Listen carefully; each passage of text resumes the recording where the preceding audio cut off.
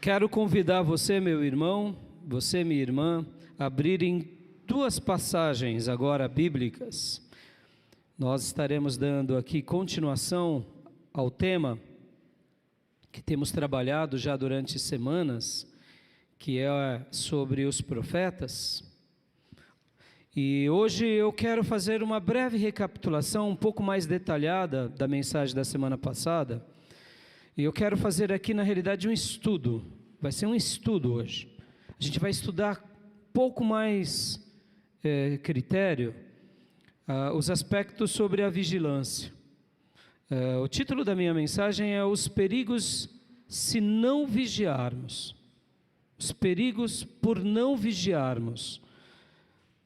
Em muitos momentos da nossa vida, nós achamos assim, eu não estou vigiando. Mas qual o problema? Todo mundo não vigia também. E a gente vai vivendo. E esse ato, que parece ser bem simples, eu diria, ele é muito perigoso. Ele é muito perigoso. Por que ele é muito perigoso? Porque nós, muitas vezes... Só um minutinho, irmãos. Deu algum problema, Luquinhas? Não? Ah, tá. Muitas vezes sumiu aqui a... Então, voltando, meus irmãos. Muitas vezes na nossa vida, nós achamos que o fato de não vigiarmos é algo comum. Como é comum, por exemplo, hoje eu não vou almoçar. Hoje eu não vou jantar. E é sobre algo assim que hoje eu quero trabalhar. Eu quero mostrar para vocês, hoje, nessa mensagem, que não vigiar pode ser muito perigoso, muito mais do que a gente imagina. Então, eu convido o meu irmão, eu convido a minha irmã a abrir a sua Bíblia aqui no livro de Crônicas, segundo livro de Crônicas, capítulo de número 24, versículo de número 19, e depois nós estaremos lendo um texto no Novo Testamento. Segundo livro de Crônicas, 24, 19. Hoje nós vamos fazer um breve apanhado de Josafá, e dos dois filhos de Josafá, e da rainha Atalia.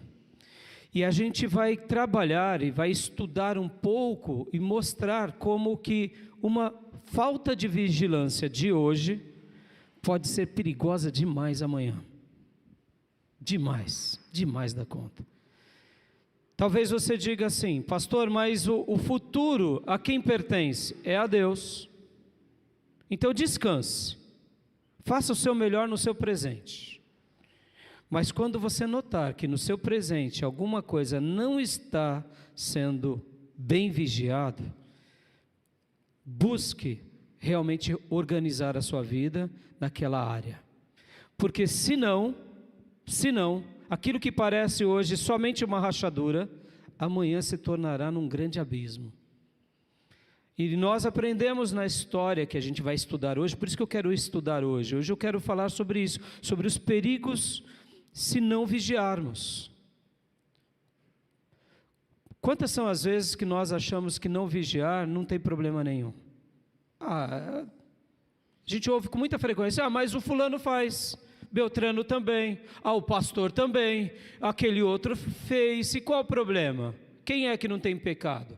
E nós buscamos uma justificativa para os nossos erros. E eu quero te mostrar que buscar justificativa para os nossos erros se torna mais perigoso ainda. Nós nos tornamos culpados de nós mesmos, porque sabemos que não deveríamos e fazemos. Há uma grande diferença, irmãos, numa pessoa que não cresce no Evangelho e numa pessoa que cresce no Evangelho. Uma pessoa que não cresce no Evangelho, para ele ou para ela, tudo é uma coisa normal. Ele sendo um bom pai, uma boa mãe, está tudo bem. Não sendo um ladrão, não tendo vícios, não cometendo mal para ninguém, está tudo bem. Ele não tem a clareza da palavra de Deus. Então, ele vai vivendo a vida a toque de caixa, como todo mundo vive. Afinal de contas, ele foi ensinado assim. Mas quem conhece o Evangelho é muito diferente. Meus irmãos, olhos de vocês nos meus olhos antes da leitura. Você tem o livro de Deus nas mãos. Você tem um livro de Deus nas mãos. Nenhum livro se compara a esse livro. Meus irmãos, é o livro de Deus.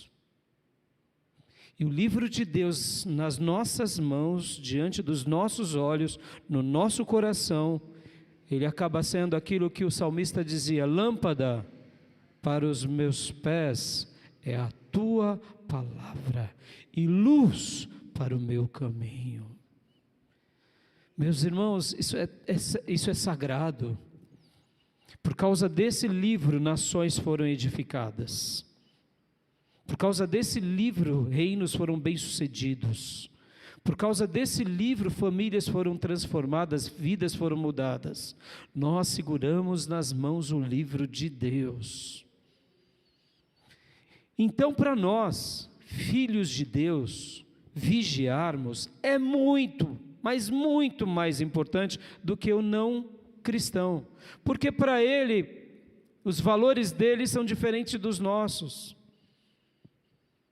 E por isso que ter esse livro e vigiar sobre ele, e cuidar dele, e cuidar do nosso coração com relação a ele, e pontuar a nossa vida e a nossa família, farão toda a diferença para sempre. Amém, meus irmãos? E é sobre isso que hoje eu quero trabalhar, por isso que hoje a gente vai fazer esse estudo. Vamos pincelar Josafá, depois vamos trabalhar um pouco mais sobre os 2 filhos de Josafá, e depois sobre a impostora, que é a Atalia, porque toda essa ruína acontece porque eles não vigiaram. Oh, meus irmãos, vigiar é tão importante, irmãos, vigiar é tão importante, mas é tão importante que Jesus colocou a vigilância do lado da oração. Você vive sem oração? Eu vivo sem oração? Não.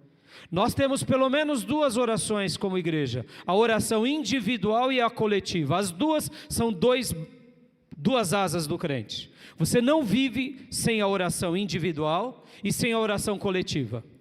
São 2 orações importantíssimas.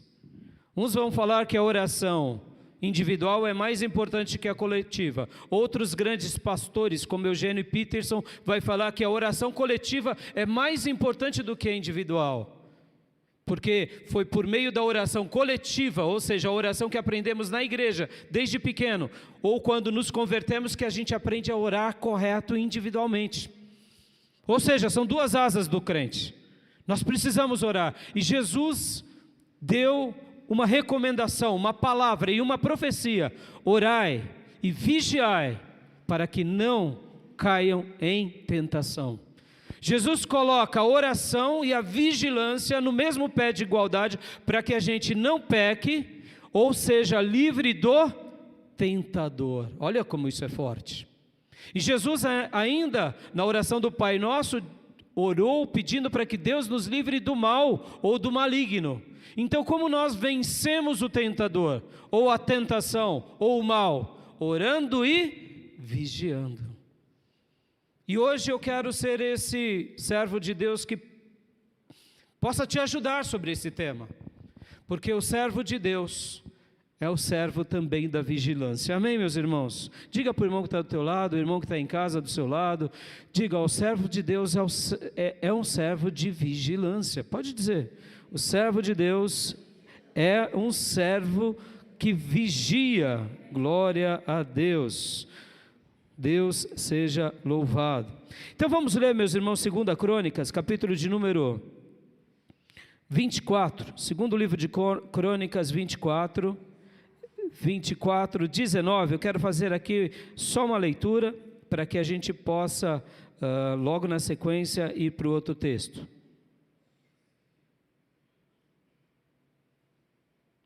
Diz assim a palavra de Deus: embora o Senhor tivesse enviado profetas ao povo para trazê-los de volta para ele, e os profetas tivessem testemunhado contra eles, o povo não quis ouvi-los. Forte essa palavra ou não, igreja? Aqui, o grande escriba Esdras, escrevendo a história e a cronologia do povo de Deus no Velho Testamento, depois de muitas experiências, porque aqui nós temos que fazer uma leitura bem adequada. Esdras foi depois de muitas histórias já terem acontecido no meio do povo de Deus, ele vai fazer uma síntese. É a história da cronologia do povo de Deus, desde o passado, desde a monarquia dividida, o primeiro cativeiro, o segundo cativeiro, o período do cativeiro, o retorno, e agora ele está aqui, alguns séculos antes de Cristo, ele está registrando a história e está dizendo: olha, Deus levantou os profetas. E Deus colocou os profetas não só para o rei, não só entre os sacerdotes, mas entre o seu povo. E o povo de Deus muitas vezes não quis ouvi-los. Em outras palavras, o povo não vigiou. O povo pegou a lâmpada divina e jogou fora. Lâmpada para os nossos pés é a tua palavra e luz para o nosso caminho. Enquanto o dia está ensolarado, nós não precisamos de lamparina. Mas quando inicia a noite, e ainda algumas noites que são um puro breu, nós não conseguimos dar um passo. Por quê? Porque fica tudo escuro. E o que nos aguarda na escuridão, senão terrores, buracos, acidentes e inimigos? Mas quando nós temos a lâmpada de Deus, o nosso caminho é iluminado. Amém, meus irmãos? Então, eu quero hoje fazer essa síntese. Vamos ler no segundo texto que está aqui no Evangelho de João. Um texto muito conhecido, mas muito conhecido por todos nós. João 10:10. João 10:10. Esse é um texto citado, decorado, ensinado por muitos irmãos, irmãs.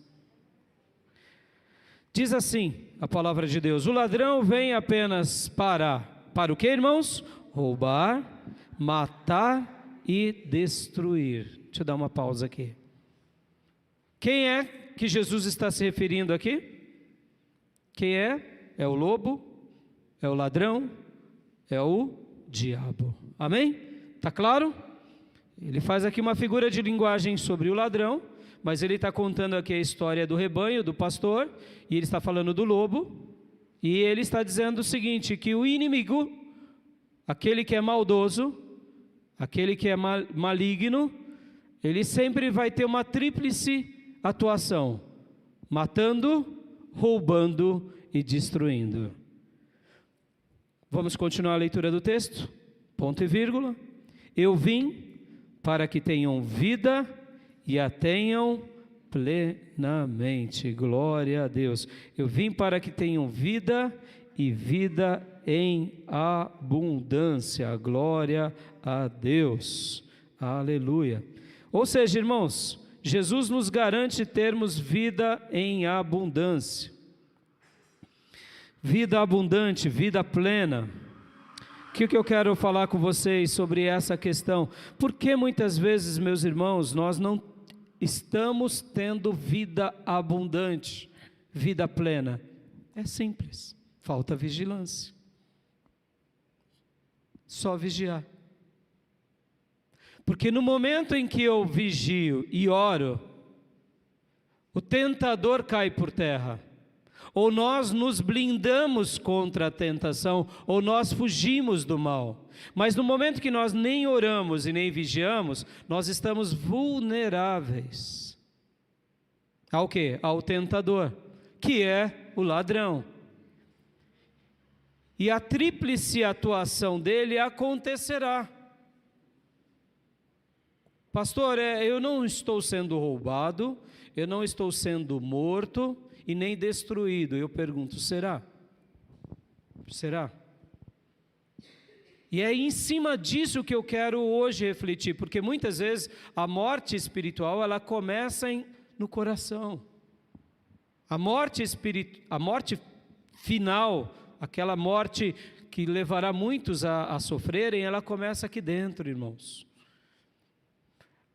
A destruição não é necessariamente uma destruição gerada pelo terremoto, são pequenas destruições, pequenas coisas, e é sobre isso que eu quero hoje falar com vocês e mostrar.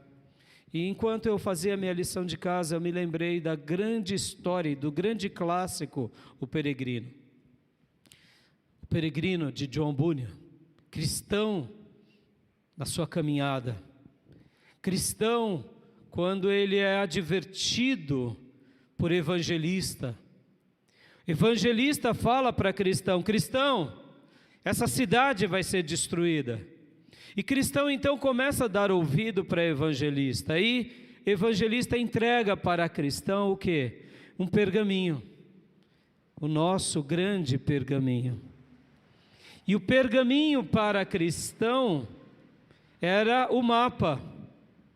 E por causa do pergaminho, todas as vezes que cristão estava atônito e aflito, e precisava de uma direção, ou de uma orientação, ou de uma luz, ele buscava na palavra. E começa a jornada de peregrino, de cristão, o peregrino.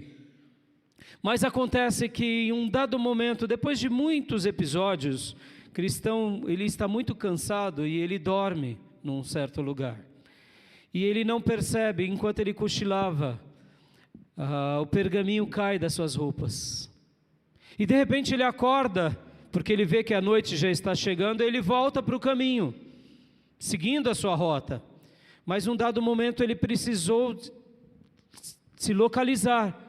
Qual rota ele deveria ir, qual caminho ele deveria continuar seguindo, e ele, quando vai consultar o pergaminho, ele não encontra o pergaminho, ele não acha o pergaminho, e agora então ele não sabia o que fazer, porque para ele, para cristão, o pergaminho que o evangelista tinha entregado para ele, era o mapa seguro, e então ele fica desesperado, e ele pede perdão, ele ora a Deus, ele fica em desespero e ele tenta lembrar-se, mas aonde e de que forma eu perdi o pergaminho? Ele tenta recordar, ele lembra, deve ter sido quando eu cochilei, deve ter sido, e ele então regressa ao seu caminho, e no momento em que ele regressa ao seu caminho, está ali, onde ele tinha cochilado o pergaminho, ele cata de volta o pergaminho, ele agradece aos céus, ele pede perdão por não ter vigiado, e assim ele retorna ao seu caminho e consegue êxito na sua jornada. Meus irmãos, quantas são as vezes na nossa vida que a gente perdeu o pergaminho? O pergaminho foi perdido. Ou literalmente a gente abandona as instruções do pergaminho. Você segura na sua mão o pergaminho sagrado dos céus. Você e eu seguramos nas mãos Nós seguramos nas mãos o pergaminho de Deus. Amém, igreja? Pergaminho celestial, o mapa que nos conduzirá no caminho. Então eu quero hoje falar com vocês sobre isso, meus irmãos, porque eu não tenho dúvida que esses 3 reis e essa rainha impostora vai ser hoje um alento no sentido de mostrar para nós como é perigoso não vigiarmos.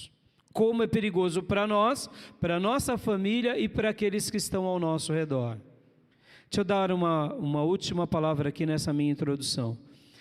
Cuidado, não pense que as coisas que acontecem em uma outra cidade ou em outro estado não possam nos atingir. Não seja indiferente como povo ou como nação. Eu sei que nós vivemos numa democracia, nós não podemos fazer muita coisa, nós não estamos numa monarquia, mas você tem uma voz política, você tem uma voz profética, você tem uma voz como cidadão. Use isso de forma ordeira, de forma organizada e de forma com libertação, com liberdade. Você tem uma voz também que pode ser dirigida e principalmente a Deus, em oração. Não ache que o seu problema, o nosso problema, o problema do outro não nos atingirá. Essa indiferença tem causado mal a muitos povos, inclusive no Ocidente. Vou dar só um exemplo, irmãos. Quando começou essa guerra da Ucrânia e da Rússia, desde o início eu venho falando aqui para vocês, irmãos, vamos orar por isso. Isso é muito perigoso, muito maior do que qualquer outra coisa. E a maneira em que os Estados Unidos e que a OTAN estava apoiando a Ucrânia é tão perigoso quanto. Irmãos, o povo americano pode pagar um preço muito caro pela omissão de deixar um presidente unir-se a outros presidentes e cometerem algo assim. Pastor, o senhor é especialista de guerra? Não sou eu não quero entrar no mérito. Mas eu sei de uma coisa, meus irmãos, muitas vezes o nosso silêncio faz com que os maus prevaleçam. Não estou falando que o Putin é santo e que o Zelensky é também santo. Não, irmãos, eu não estou querendo entrar no mérito. Na minha opinião, há erros sobre erros ali. Minha opinião. E por isso que eu tenho orado, e não quero entrar no mérito, mas quando uma nação, que é a nação mais poderosa do mundo, ela não usa a sua força de pacificadora, ela já comete um crime, um delito.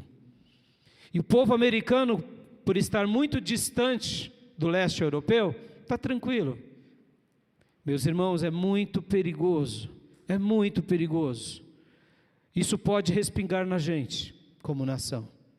Por isso que a gente tem que orar para que haja um fim a essa tormenta, para que haja paz no mundo. Por isso que o apóstolo Paulo, lá em Timóteo, fala para que a gente ore para que haja paz na terra.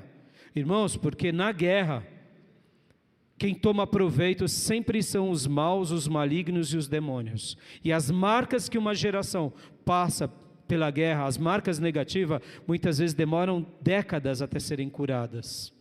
E nós não podemos, porque nós crescemos no mundo de paz, achar que isso é problema do leste europeu, que é problema dos árabes, que é problema dos americanos. Se Deus colocou a igreja brasileira como uma igreja que é sal e luz na terra, nós precisamos orar até que tudo isso caia por terra. Amém, igreja? Amém, porque isso é muito sério. O que aconteceu na Síria, o que acontece na Venezuela, o que acontece no leste europeu, isso é muito sério. O Brasil sempre foi colocado como um país neutro, e assim deve continuar até que um dia, na minha opinião, alguém tente algo contra nós. Aí sim, o povo brasileiro e o exército brasileiro e a defesa brasileira têm que se defender. Mas essa é a nossa história. Mas nós não podemos nos calar como igreja, nós temos que orar, porque, irmãos, são mães que estão perdendo filhos, são famílias que estão sendo destruídas, são patrimônios que estão sendo aniquilados, são revoltas e iras. Ou seja, eu estou mencionando e ilustrando a guerra, porque o problema que está acontecendo na nossa geração é nosso. Está entendendo? E eu te pergunto, você tem orado por isso? Você tem clamado a Deus? Então é a hora que a gente tem que botar o joelho no chão, tem que fazer jejuns para que toda essa obra maligna, porque, irmãos, a guerra não vem de Deus, amém, irmãos? A morte não vem de Deus, essa morte. A outra morte, que é aquela que determina o nosso último dia, sim. Então nós precisamos orar, repreender as obras malignas, pedir para que Deus intervenha de uma forma antes que seja tarde demais, amém, igreja? Isso é muito importante. Não pensem vocês que a nossa geração, nós não temos uma participação, nós temos. Pastor, talvez você diga, mas somos uma pequena igreja aqui de Ferraz de Vasconcelos. Não importa, a nossa oração é poderosa, a nossa oração é eficaz. Deus nos colocou nessa geração com um propósito.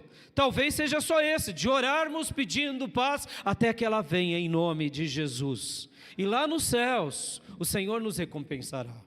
Então, irmãos, muitas vezes acontece uma coisa numa outra cidade e a gente fala, aleluia, graças a Deus que não foi na minha cidade. Não, nós não podemos ser indiferentes. Nós temos que pensar como nação, como povo.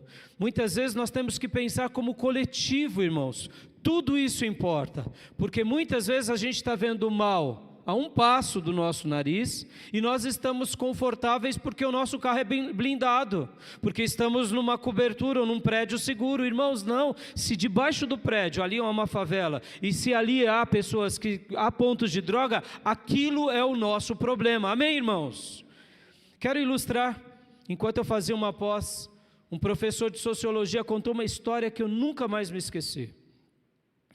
Ele dizia o seguinte, que ele estava fazendo o seu curso de mestrado e doutorado, e na turma tinha um indígena que fazia também o seu mestrado lá, ou doutorado, eu não me lembro muito bem.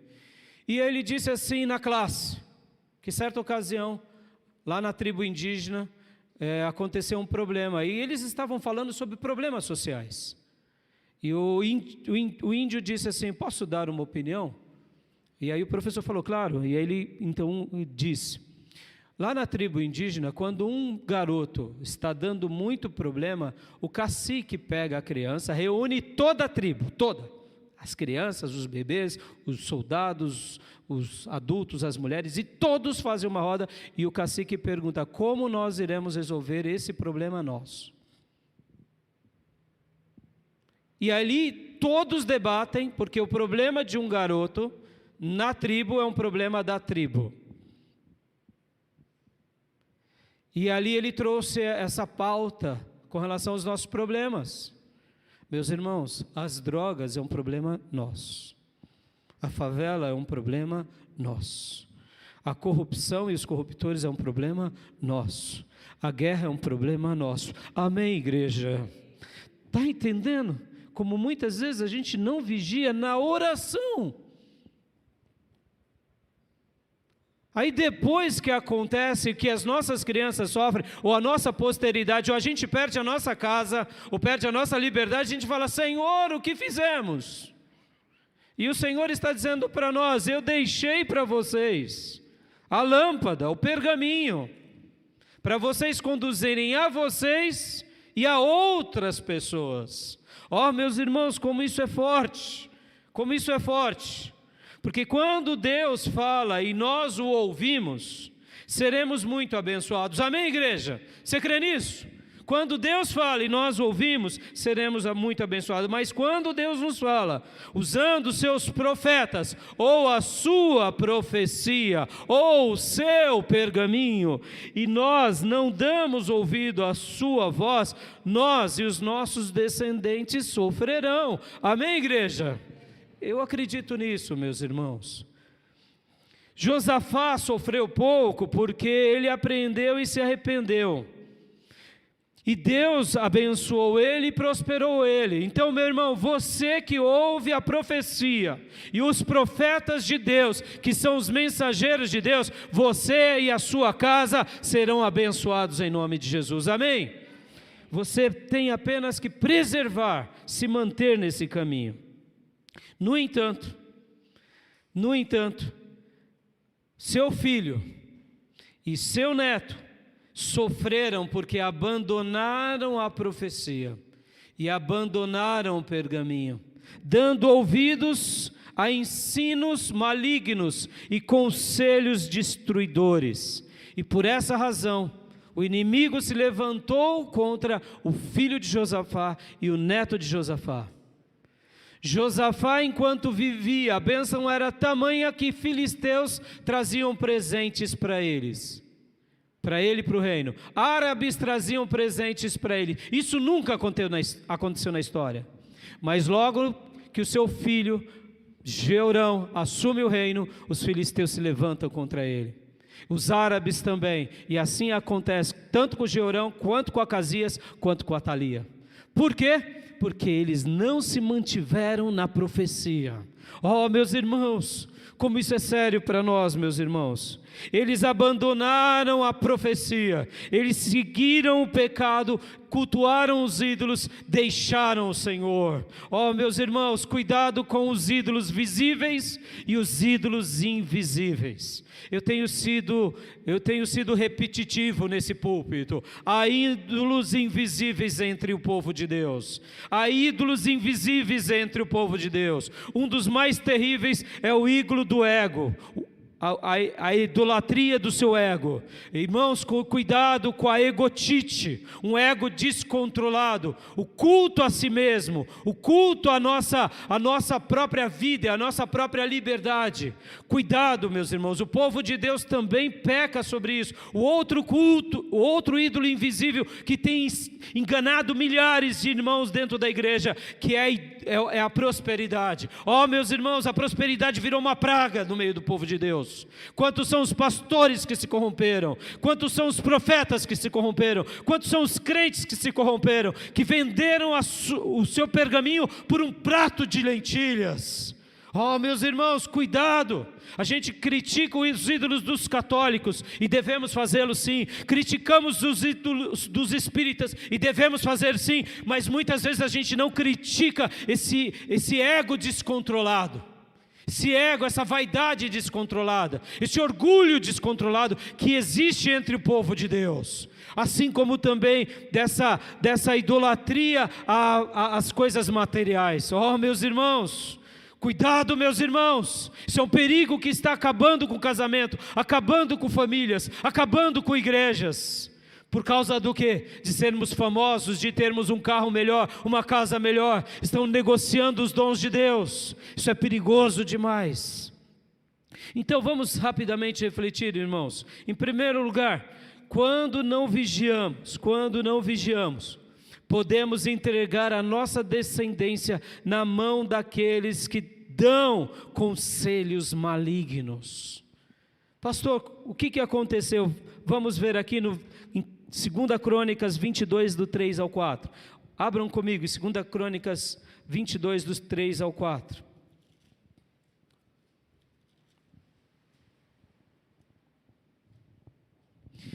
Lembram-se que Josafá, num momento de descuido, achando que era normal, todo mundo fazia, ele também fez. Ele entrega o seu filho Jeorão para casar-se com quem? Com a filha de Acabe de Jezabel, Atalia, uma rainha, uma princesa, aliás, que no futuro seria uma rainha, e de fato foi. Olha só o que diz, aqui dando uma síntese do reinado de Acasias, filho de Atalia e de Jeorão.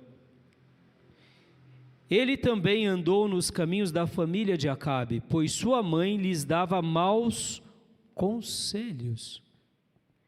Olha só, versículo 4. Ele fez o que o Senhor reprova, como os membros da família de Acabe haviam feito, pois depois da morte de seu pai, que é Jeorão, eles se tornaram seus conselheiros para a sua ruína. Ele também seguiu o conselho deles quando se aliou a Jorão, filho de Acabe, rei de Israel, e saiu à guerra contra Azael, rei da Síria, em Ramote-Gileade. Jorão foi ferido e voltou de Jezreel para recuperar-se dos ferimentos sofridos em Ramote na batalha contra Azael, rei da Síria. Deixa eu dar uma síntese aqui bem objetiva.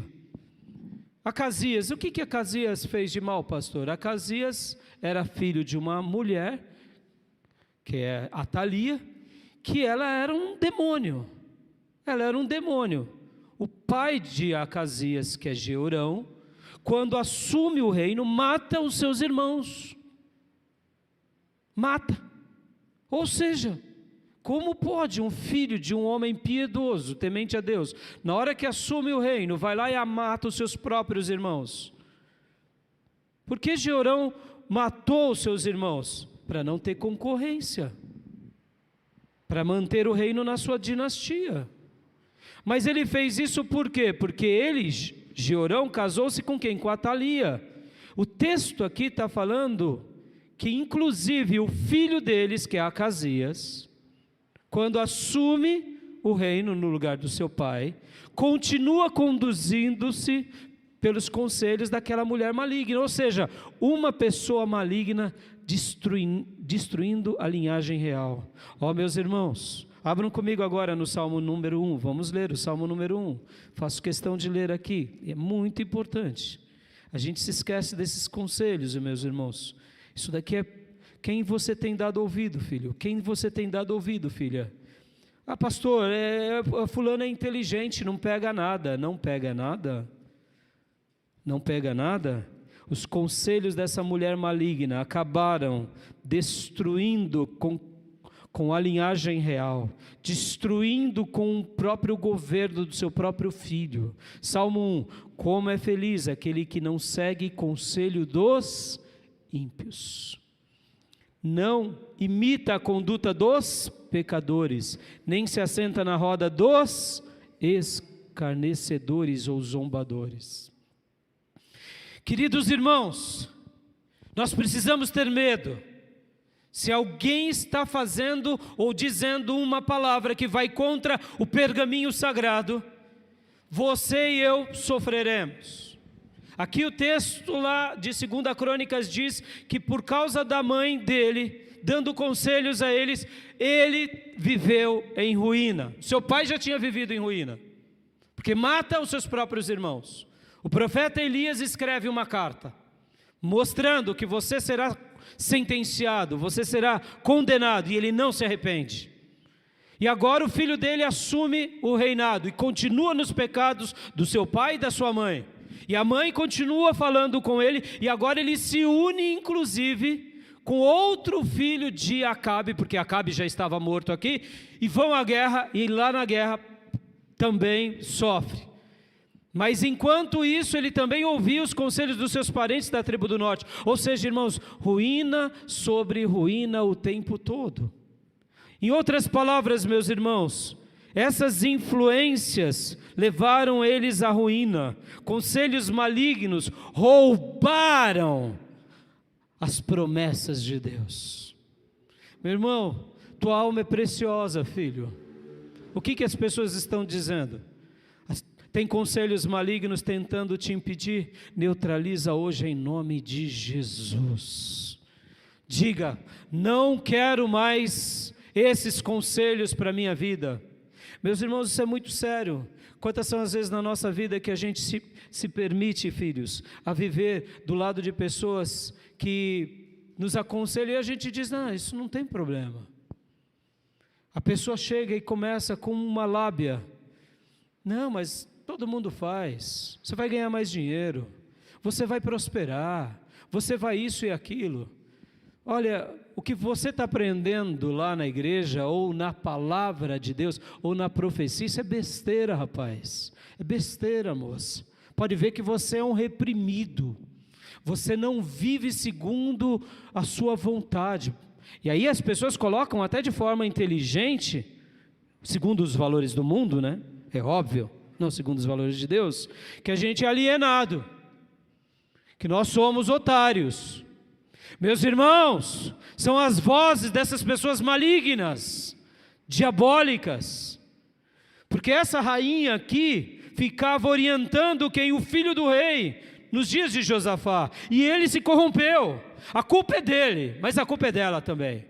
Meus irmãos, as vozes são muitas vezes fortes sobre nós. Irmãos, dentro da igreja a gente tem que vigiar, filhos. Tem que vigiar, irmãs. Se o que o irmão disse não está passando pela peneira, pelo crivo da palavra de Deus, negue, fuja. Aceite apenas o pergaminho sagrado.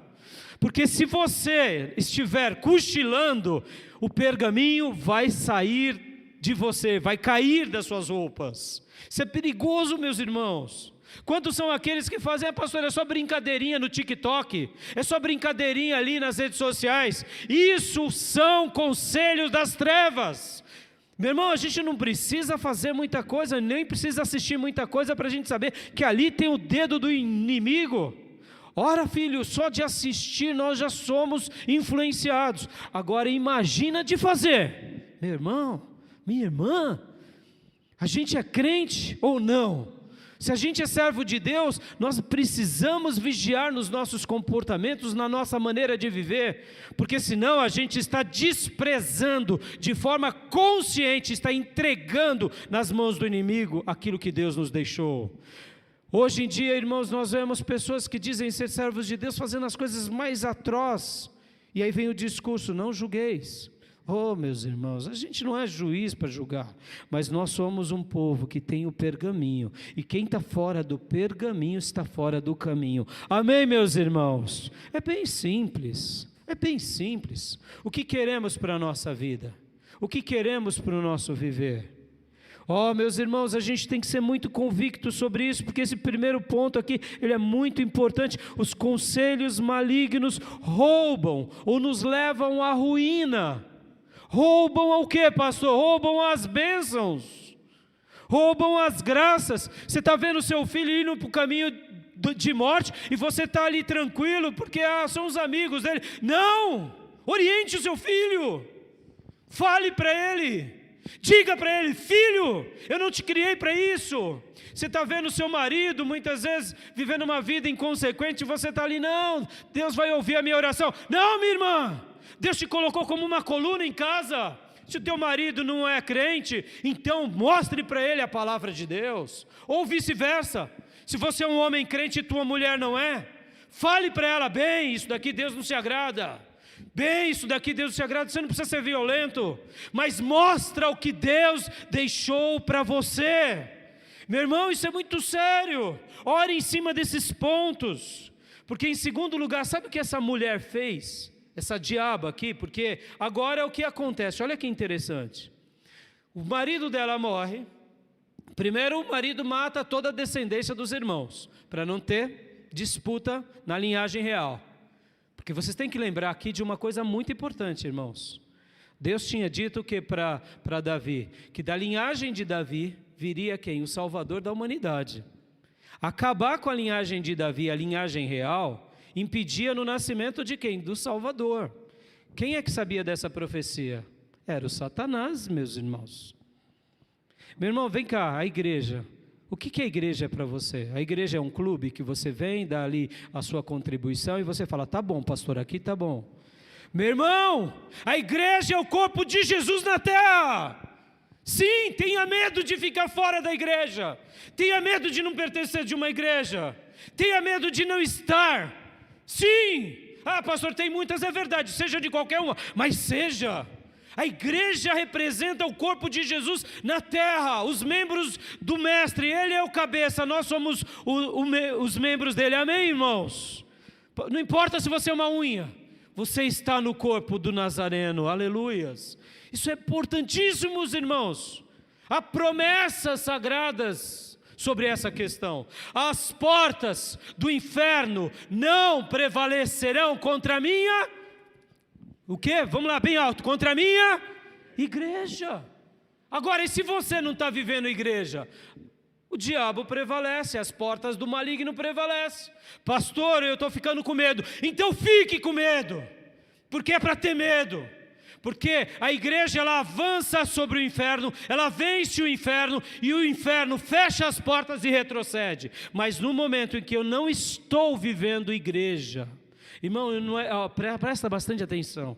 O nome igreja no grego é eclesia, é ajuntamento. Sozinho eu não sou igreja. Sozinho eu sou o templo do Espírito Santo.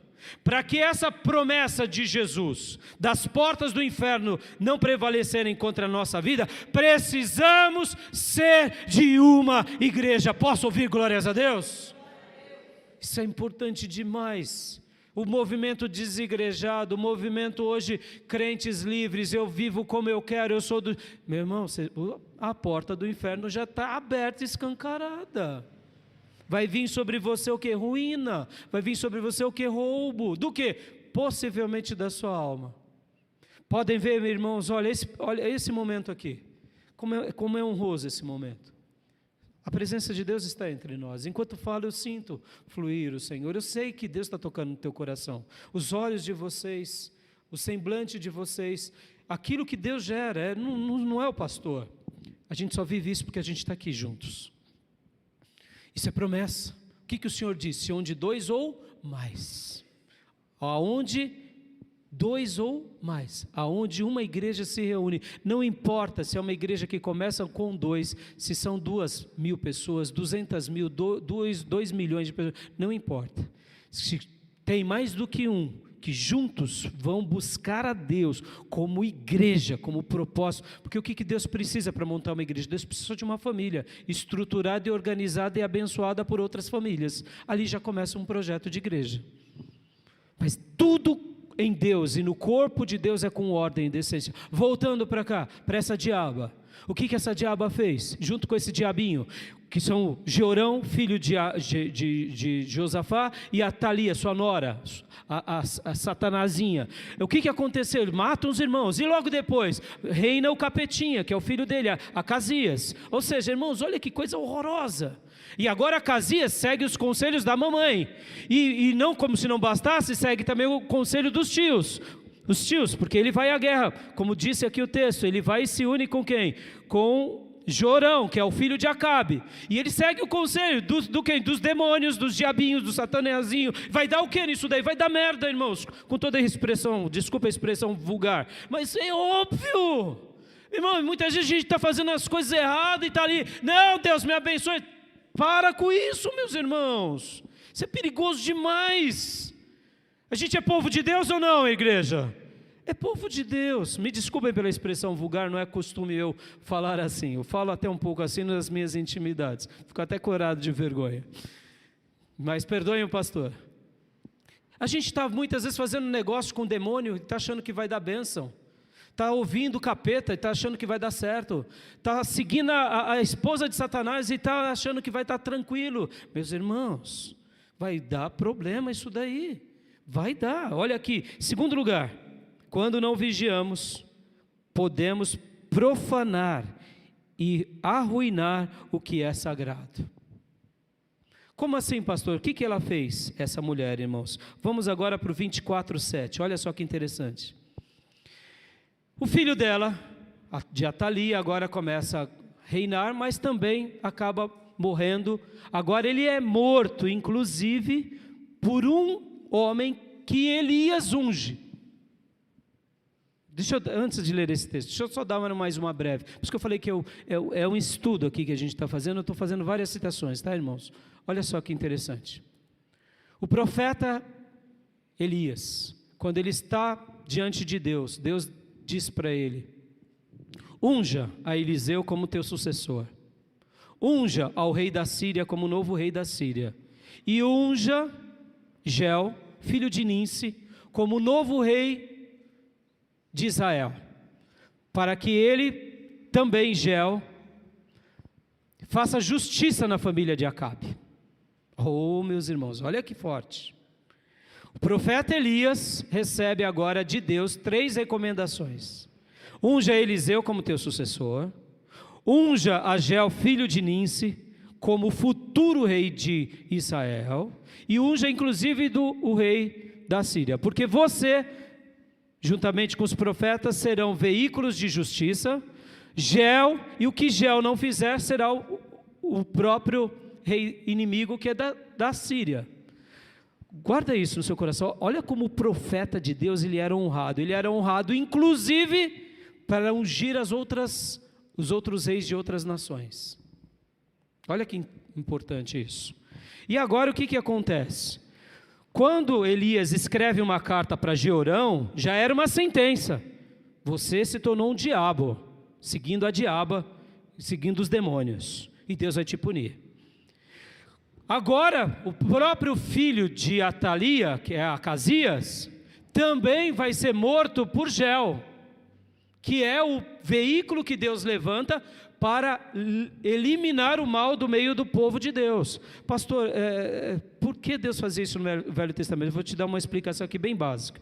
No Velho Testamento, tanto os profetas quanto os reis, eles eram muitas vezes usados para fazer justiça, porque Acabe, Jezabel, Atalia e os próprios reis agora da tribo do sul tinham cometido atrocidades, maldades, malignidades.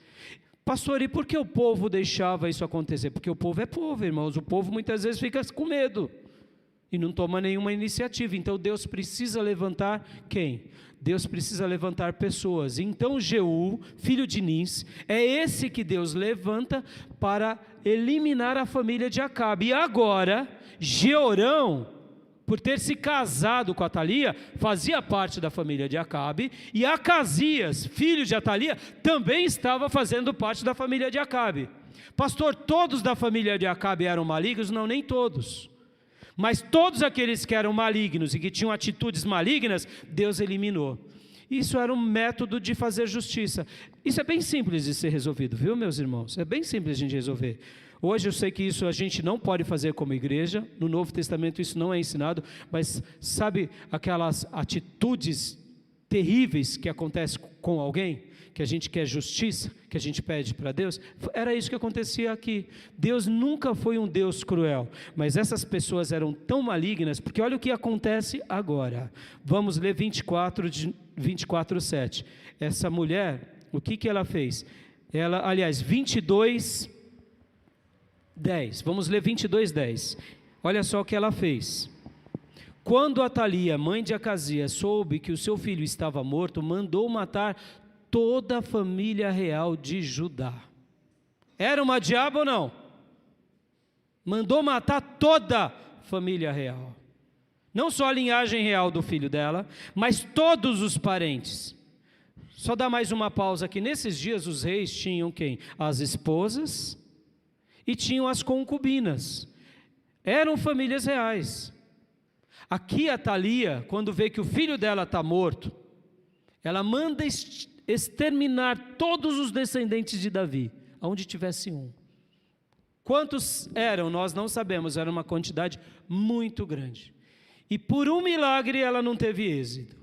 Escapou um, continuemos o texto. Mas Joseba, filha do rei Jeorão, pegou Joás, um dos filhos do rei Acasias, que iam ser assassinados, e o colocou num quarto, junto com a sua ama. Assim Joseba, filha do rei Jeorão, mulher do sacerdote Joiada e irmã de Acasias, escondeu Joás de Atalia, de forma que ela não pôde matá-lo. 6 anos ele ficou escondido com elas no templo de Deus, enquanto Atalia governava o país. Havia uma criancinha que ela não conseguiu matar. Por quê? Porque essa tal de Joseba, que era esposa de uma pessoa muito importante, a gente vai trabalhar numa outra mensagem sobre isso, escondeu essa criança. O único pastor, o único. De quantos? Eu deduzo de dezenas de descendentes. Pastor, mas essa mulher era assim? Essa mulher era assim. Era uma diaba ou não, irmãos? Pastor, mas por que o senhor está falando tudo isso? Olha só, irmãos, lá atrás, Josafá não vigiou dando ela como esposa para o seu filho. Ela continuou fazendo terror debaixo da própria corte. Segundo lugar, quando não vigiamos, podemos inclusive acabar com a história do povo de Deus e das coisas sagradas de Deus. Sabe por quê? O que vai acontecer? Ela não só acaba agora com a linhagem, ou quase acaba, mas inclusive com o templo de Deus.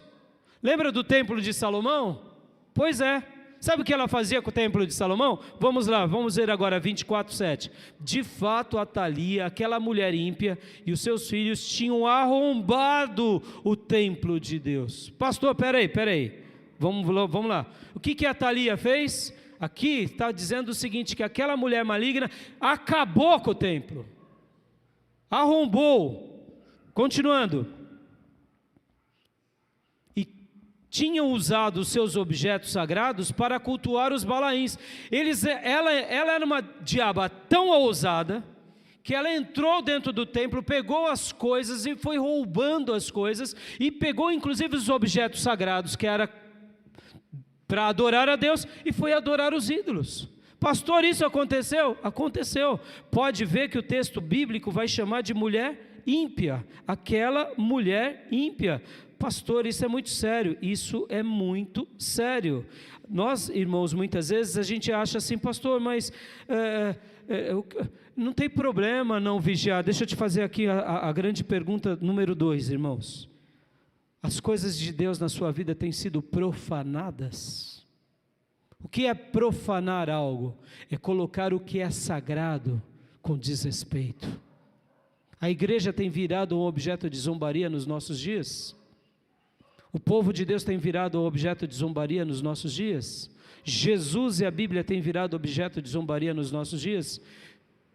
Ou seja, será que o diabo não está aí lançando as suas mensagens diabólicas? Agora, deixa eu te ensinar uma coisa aqui importante, irmãos. Nós podemos não concordar com muitas religiões, mas jamais desrespeitem as religiões das pessoas. Porque mesmo que nós falemos contra alguma prática do que as pessoas fazem, que nós não concordamos, nós não podemos desrespeitar. Amém, meus irmãos? Você não pode atirar pedra em terreiro de macumba, não pode xingar quem é pai de santo, mãe de santo, você tem que orar por eles. Tem que orar por eles. Pastor, mas e aqueles Exus, e aquelas carrancas? Eu sei que é feio, esquisito, nós não gostamos, nós não compactuamos, mas nós precisamos respeitar. Nós muitas vezes nos sentimos no dever do que de impedir que a pessoa faça aquilo, e a gente vai até para agressão. Não, nós não podemos agredir. Nós não podemos. Eu fiz uma denúncia aqui para nós dos nossos ídolos invisíveis. Mas eu sei que para nós crentes, um ídolo é uma coisa que é horrível para nós. Eu fui um católico, eu sei o quanto aquilo prende as pessoas. Mas nós não podemos ofender a fé das pessoas. São objetos sagrados, irmãos, para eles. Nós pregamos, anunciamos, mas respeitamos. E nós, como povo de Deus, precisamos preservar pelos objetos sagrados. Qual é o nosso objeto sagrado? A palavra de Deus. Quais são os outros objetos sagrados? A igreja do Deus vivo. Quais são os outros objetos sagrados?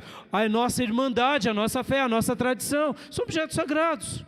Nós vamos adorar esses objetos sagrados? Não, mas nós precisamos respeitá-los. Amém, irmãos? Essa mulher aqui, ela profanou o que era sagrado, ela arrombou aquilo que era sagrado. Ela era uma pessoa cruel, ela não se importava com nada que era sagrado. Ela praticava coisas horrorosas, e como diz o texto aqui, porque Atalia arruinaram, em outras versões vai falar assim, arruinaram a casa de Deus. Olha que interessante, meus irmãos, olha que palavra forte. Atalia arruinou. Vem cá, meus irmãos, vamos ser honestos aqui, vamos gastar um minuto sobre essa questão aqui. Tem muita coisa errada na igreja de Jesus hoje? Tem. Agora é porque tem coisa errada que a gente vai destruir? Qual é o nosso dever como povo de Deus? Tem pastores que não fazem valer o nome de pastor. Irmãos, aqui deixa eu abrir meu coração. Eu tenho vergonha muitas vezes. Vergonha do que acontece no meio pastoral. Eu tenho vergonha. Podem ver que hoje qualquer pessoa vira pastor ou pastora. Já notaram isso? A culpa é de quem? A culpa é nossa, pastoral. E a culpa é do povo, porque o povo é muito frouxo também. Fica querendo que qualquer um que prega bem vire pastor ou pastora. Está errado, meus irmãos. Para ser pastor tem que ter critérios bíblicos. Pregar, qualquer um prega, até um papagaio prega. Estou falando besteira? Ensina o papagaio a ler o Salmo 23, ele vai estar pregando. E aí, é pastorzinho, papagaio? Meu irmão, é sério isso? O povo é muito bobo nesse sentido. Isso me dá revolta, porque, pastor, por que eu estou falando isso? Porque também um dia eu fui uma ovelha. Eu também fui uma ovelha. Eu não sei, eu não nasci como um pastor. Eu não sabia que Deus ia me dar o dom do pastorado. Mas eu era criterioso com quem eu ouvia. Se eu via que a pessoa pregava bem, mas chegava lá no mercado de trabalho, era um desviado, eu falava assim, se arrepende, rapaz. Você está brincando com a igreja. Irmãos, eu arrumei muitas brigas com crentes. Eu me lembro de um ministro de música, que ele era um ímpio daqueles mais nojentos lá no trabalho. E aí um dia chegaram para mim e falaram, fulano está tocando na igreja. Eu falei, vem cá, rapaz, vem cá, deixa eu conversar com você. Rapaz, você tem que se converter, você está indo na igreja, não está? Você está tocando? Eu estou. E daí? A missionária me pôs. Eu falei, rapaz, se converte, rapaz. E ali ele nunca mais quis falar comigo. Irmãos, isso é muito sério. Fazer a obra de Deus, subir num púlpito, falar em nome do Evangelho. Vem cá, meus irmãos, você conhece pessoas que dão mau testemunho e você fica aplaudindo? Meu irmão, isso daí é falso profeta. Isso é uma coisa perigosa. Estão arruinando, estão destruindo o quê? O nome de Jesus. Meu irmão, guarda isso. O problema não é o pastor picareta. O problema é o nome de Jesus que ele carrega. Vocês estão entendendo? O problema não é a igreja problemática, o problema é que essa igreja que é problemática, quem leva o grande nome é Jesus. Estão entendendo? E nós não podemos profanar o nome do Evangelho. Se você conhece uma pessoa que está desviada e está fazendo a obra, diga para ele, se arrependa, se converta. E comece a falar para ele, pare de fazer isso, porque senão o juízo de Deus vai vir sobre vocês. Isso é muito sério, irmãos. Irmãos, não estou falando aqui de perfeição, nenhum de nós somos perfeitos, eu também não. Mas é de levar a sério essa obra. Deixa eu te fazer para a gente ir para o terceiro e último ponto, última comparação aqui. Você empresta o seu dinheiro para um banqueiro que é caloteiro? Vamos lá, você tem uma poupancinha, está fazendo ali a sua previdência, aí chega um banqueiro, que você já sabe que ele tem banco, mas é um baita caloteiro, que não paga as dívidas, rola as dívidas, engana as pessoas, que nem alguns empresários do nosso país. Aí ele monta um banco, que vai te dar uma boa remuneração, uma boa taxa de juros. Você põe o seu dinheirinho lá? Ah, fala sério, você não põe, porque ele é bom, no passado ele construiu várias empresas, quebrou várias outras, mas você põe o seu dinheirinho? E por que você está ouvindo falsos profetas, igreja? Falsos profetas têm que ser sentenciados, têm que ser abandonados, não podemos ouvir. Pastores são médicos das almas, igrejas são corpos de Jesus na terra. Isso é muito importante, irmãos. A gente tem que preservar, a gente tem que valorizar. Conheça uma pessoa boa, valoriza ela, indica ela. Agora, se não é, fala, fuja dali, não presta para você estar. Amém, igreja? E terceiro, então, e nesse segundo ponto, o que a gente vê com a Atalia? Ela causou o que? Destruição. Muitas vezes a gente está sendo destruído e não liga. Por quê? Porque é falta de vigilância, irmãos. A gente não pode participar disso. E terceiro e último ponto, meus irmãos, quando não vigiamos, a família real e o povo de Deus morrem por causa dessas pessoas malignas, Jeorão, Acasias e o próprio Atalias. Percebam, irmãos, eles morreram fisicamente, mas antes de morrer fisicamente, eles morreram espiritualmente. Pastor, isso pode acontecer com uma igreja? Abra comigo agora em Apocalipse. Quero ler com vocês uma das cartas, quero mostrar para vocês. Olha só,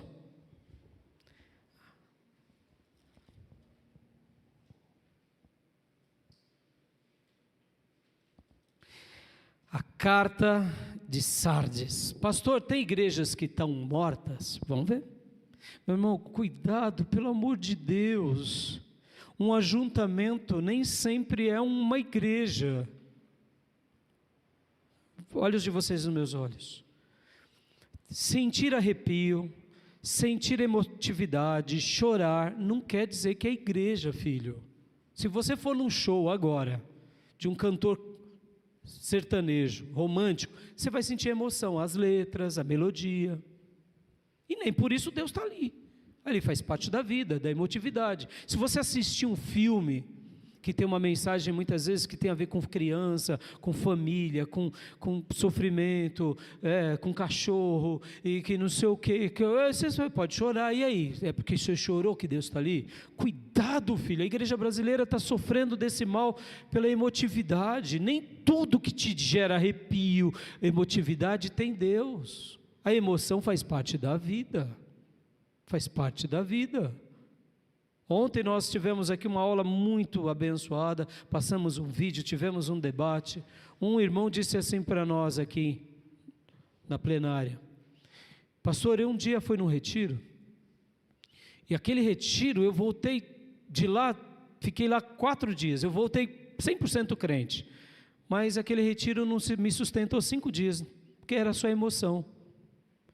A fé, irmãos, não é emoção. Amém, igreja?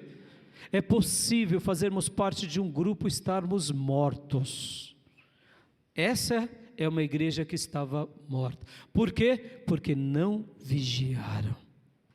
Pastor, isso é muito sério. Isso é muito sério. Vamos ler a igreja de Sardes. Apocalipse capítulo 3, versículo de número 1. Ao anjo da igreja em Sardes escreva: Estas são as palavras daquele que tem os 7 Espíritos de Deus e as 7 estrelas. Conheço as tuas obras. Você tem fama de estar vivo, mas está morto. Pastor, era uma igreja da Ásia? Era uma igreja que fazia culto? Era. Faziam reuniões? Faziam. Mas estavam mortos. Quem é que está dizendo isso daqui? O próprio Jesus. Percebam, irmãos, quando nós não vigiamos, podemos passar pelo roubo, pela destruição e pela morte.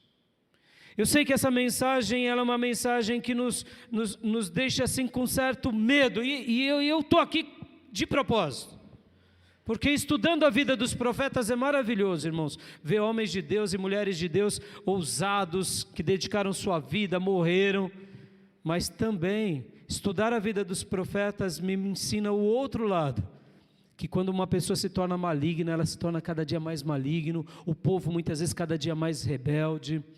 E aí a gente tem que fazer uma escolha de que lado nós estaremos, que lado nós escolheremos.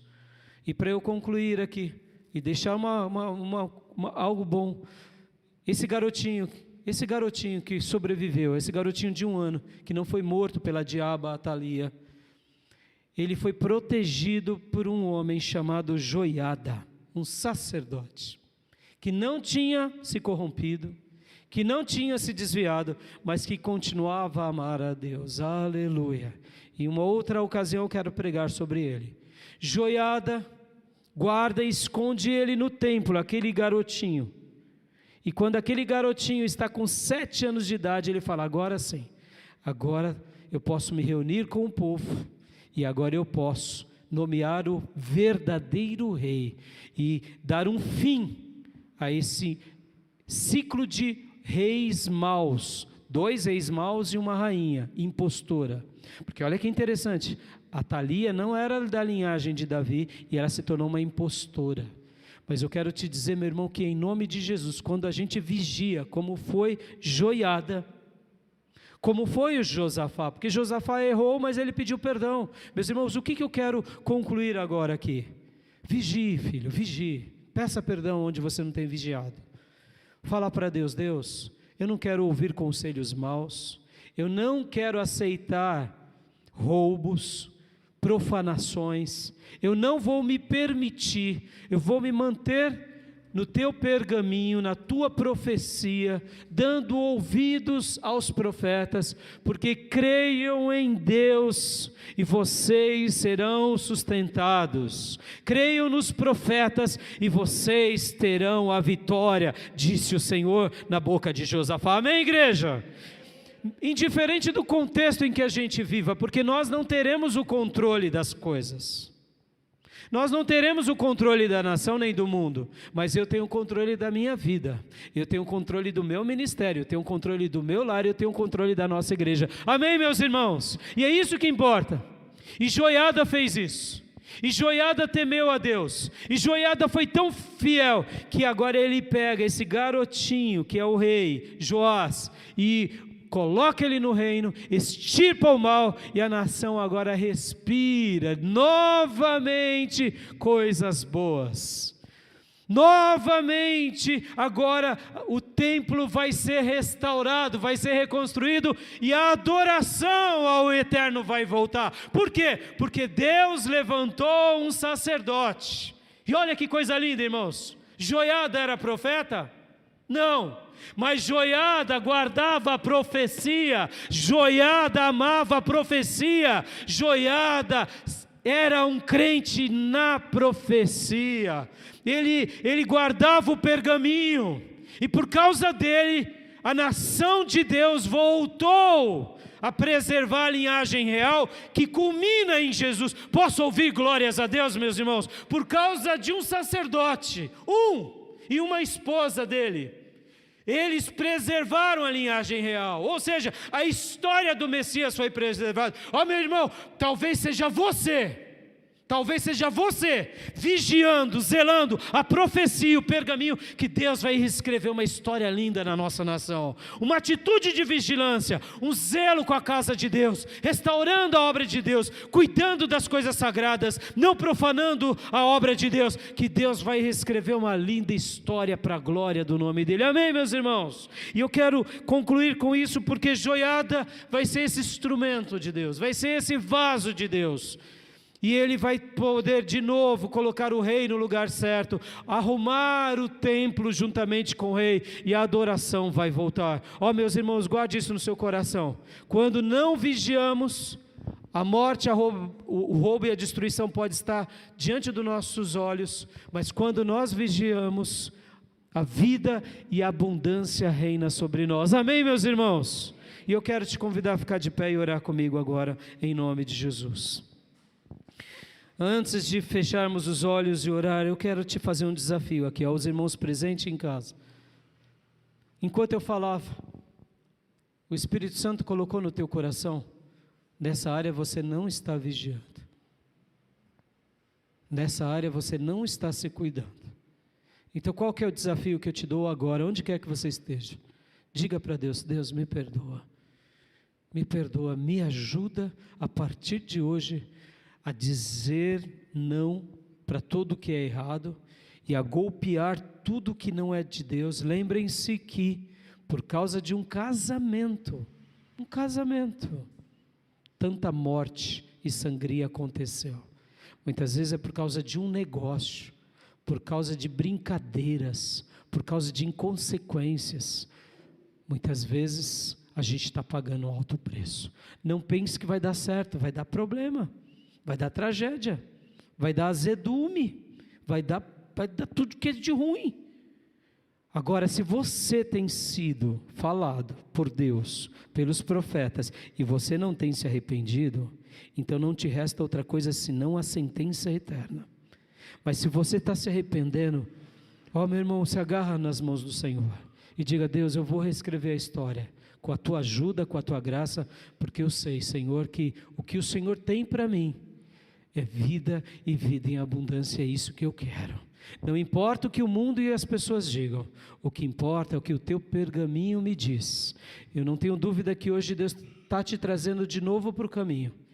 Se você perdeu o pergaminho porque você cochilou, não vigiou, hoje Deus me coloca diante de vocês, para vocês voltarem aonde perderam o pergaminho, para retomarem ele nas mãos de novo e seguirem. E não são as palavras do Raimundo, meus irmãos, porque eu também quero viver com esse pergaminho, porque ele é lâmpada para os meus pés, para os nossos pés, e luz para os nossos caminhos. Amém?